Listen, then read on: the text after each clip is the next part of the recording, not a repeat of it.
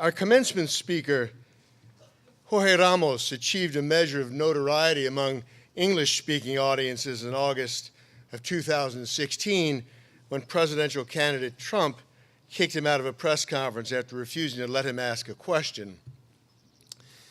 For Hispanic audiences, however, as anchor for Univision, the top U.S. Spanish language network, Jorge had long been famous.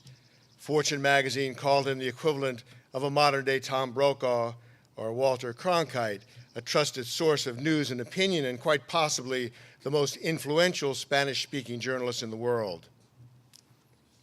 For my own money, the comparison to Walter Cronkite does Jorge a disservice.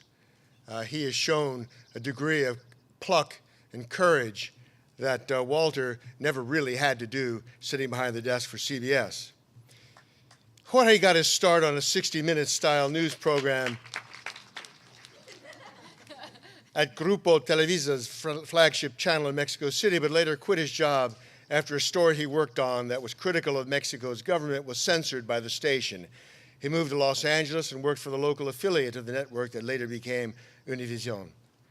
Reputational surveys time and again find Jorge Ramos among the country's most admired and influential Hispanic opinion leaders. The Miami Herald said, as household names go, Jorge Ramos is huge.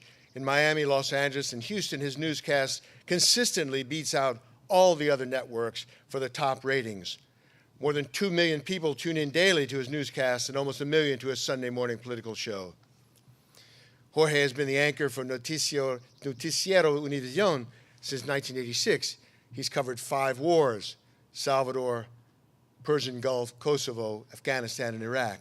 He's been a witness to some of the most important news stories of the last 2 decades, including the fall of the Berlin Wall, the disintegration of the former Soviet Union, 9/11, and Hurricane Katrina. His evening program is a top-rated Spanish-language newscast in the U.S. and is seen in 13 Latin American countries. He's the author of 10 books, his most recent, A Country for All, an Immigrant Manifesto. He writes a weekly column for more than 40 newspapers in the U.S. and Latin America, distributed by the New York Times syndicates, and provides 3 daily radio commentaries for Radio Univision. Among many honors, he received the Maria Moores Cabot Award from Columbia, our second favorite journalism school, and has won 8 Emmy Awards for excellence in journalism, including the first one ever presented by the National Academy of Television Arts and Sciences to honor leaders of Spanish-language television. Jorge was born in Mexico City 59 years ago, came to the U.S. as a student in 1983. In 86, at age 28, he became one of the youngest national news anchors in the history of American television. He holds a degree in communication at the Ibero-American University in Mexico City and a master's degree in international studies from the University of Miami. The graduating classes of the J School are the ones who pick our commencement speakers, and they have delighted me time and again with their taste and judgment in their selection of speakers, but never more so than this year. It's a great honor to present to you Jorge Ramos.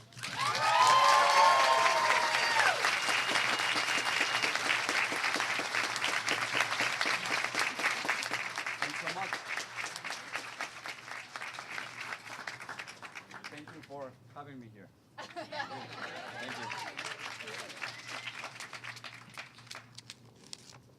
Sí se pudo. You did it. Sí se pudo. You know, as a father, I know how you feel, because they are the ones graduating. But you know what we're saying. Oh, we graduated from Berkeley, right? but because it's a family affair. It's not only you. I know that behind you, there's a lot of effort. And so I think we all graduated from Berkeley today.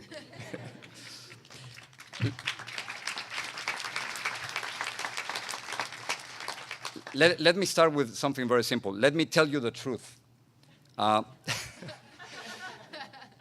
This is a very difficult time to be a journalist. But also in our generation, it's never been more important than today to be a journalist. That's the big challenge that you're going to be facing. I have been a reporter for more than 3 decades. I've covered wars and elections and all kinds of tragedies. However, right now, as we speak, we are defining the future of the United States. We have to decide in the next few years, maybe in the next few months, if we want to be an inclusive, diverse country, or if we tinker with democracy and politics and change that direction. That's where we are right now. So this is a very difficult task for any journalist. It's rare for any human being to live in a superpower, as we are right now, when the world is changing so dramatically. But for you as new journalists, it is also a privilege to report in these convoluted times. That is precisely your mission. Now, I can tell you a little bit about what I know, but it might be useless. This profession is changing, and the world is changing so fast that all rules don't apply anymore. So before we go any further, let me just say one thing. Do not do the same things that I've been doing for the last 30 years. Please don't do that. Since 1986, I've asked my viewers and the audience to tune into our newscast in Spanish every day at 6:30 p.m. But if they do it 1 minute before, or if they do it 31 minutes later, I'm not there. I've disappeared. I have been a news anchor for half my life, and I honestly do not know if this role will continue, the anchor role. But what I do know is that to be a journalist nowadays is to be precisely the opposite of an anchor. As a journalist, first of all, you have to know how to move from one story to another, from one country to the next, in more than one language, and using the latest technology in order to communicate better. So don't be an anchor. Please don't be an anchor. For many generations, the goal of a lot of journalists like me was to be an anchor. I understand why we all wanted to be like Walter Cronkite, Peter Jennings, Ted Koppel, Barbara Walters, Diane Sawyer, Katie Couric, Tom Brokaw, and Dan Ruther. All of them, by the way, were great under pressure and fantastic when they were covering breaking news. You really believe what they were saying. But it was another era. It was appointment television. And if you didn't want to wait for the newspapers in the morning, you had to watch the newscast at night. But back then, we didn't have cell phones and internet and computers. Can you really imagine that? Let me ask you something. How many of you slept with your cell phones last night? Well, yeah, I'm sure you do too, but you just don't want to say. Well, you are better informed if you did that, and you look much more tired right now, and we can tell that. But there's a huge migration of eyes. That's the truth. There's a huge migration of eyes from big screens to small screens. Many television executives are in denial the same way that newspaper executives were a decade ago. Yes, television news is still relevant, but on many occasions, we find ourselves producing television for people who don't even own a TV set. Every day, I'm confronted with a 2 million eyeballs questions. If I have news to report, should I wait until 6:30 p.m. to report that? Or should I just put it on Twitter, on Facebook, with an even bigger audience? That's the 2 million eyeballs questions that I have every day. If you are concerned about your salary, you should be. Well, yeah, I mean, there's no questions that the TV audiences and readers are going to the internet, to smaller screens. But the problem is that we don't know how to make money doing that. Reporting the news on digital devices and platforms is something new for us. And the fact is that we need money, just enough money to sustain newsrooms and new technologies and investigative reporters, and we don't know how to do that. So we need your help. Your salaries literally depend on that. But we shouldn't be talking about money on your graduation ceremony, right? There's much more important things to do and to talk about, like trust and fake news. The question is, why should people trust you? Should they trust you simply because you say you are a journalist? And what's the difference between what you do, what we all do, and people posting on Facebook Live or on Twitter? There are countries in the world that require that you pass an extensive examination and have a certificate in order to consider you a journalist. That's what I had to do in Mexico. You need a certificate to say, yes, you're a journalist, and if you didn't have that certificate, you were not a journalist. That's not the case here in the United States. We don't need a license to report. That means that your reputation as a journalist is based solely on your reporting. There are many journalists that I trust because time after time they report the truth. When they make a mistake, and we all make mistakes, they correct it in a very public and transparent way. To be a reporter, in its most basic definition, is to inform the world as it is, not as we wish it would be. So in that case, I do believe in objectivity. If 20 people died in a terrorist attack, we say 20. And if we don't know what happened, we simply say it. People don't expect us to be gods, but they do want us to be honest with them. Those are the basics. Now, the really good reporters go beyond the basics. You didn't go to school just to push the record button on your cell phone. You didn't come to Berkeley just to be a tape recorder, if you still remember what a tape recorder used to be. That's journalism as a selfie, you in front of the news, nothing else. And that's not really very interesting. Journalism, real journalism, has an ethical and moral component to it. We have to make choices all the time. If we decide to cover America or Europe and not Africa, that's a choice. If we decide to concentrate on celebrities and cat videos instead of the real causes of inequality, social justice, or climate change, those are real choices. Every single decision that we make as journalists is personal, subjective, and could be changed. What I'm telling you here is that journalists decide what to cover and not the other way around. Yes, there are news that have to be covered, of course, but we decide what to do and how to do it. I believe in journalism as a public service. I think the most important social responsibility that we have as journalists is to question those who are in power, to challenge them. And if we don't do it, no one else is going to do it. When I do interviews with influential people, with powerful people, I'm always thinking about two things. One, that if I don't ask that question, no one else is going to do it. That's the attitude that you have to have. And also, think that you will never talk to that person again. If that's the case, then you're not looking for access all the time. You're not trying just to be nice. So if you go to that interview thinking, it's me, it's my responsibility, and I'll never see that person again, the interview will go completely different. Now, there are crucial moments in which you have to take a stand. I know that this might go against everything that you learned in this university for the last 2 years, but sometimes you have to take a stand as a journalist.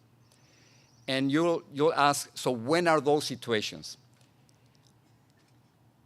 Whenever you're faced with racism, with discrimination, with corruption, public lies, dictatorships, and the violation of human rights, I think you have to take a stand as a journalist.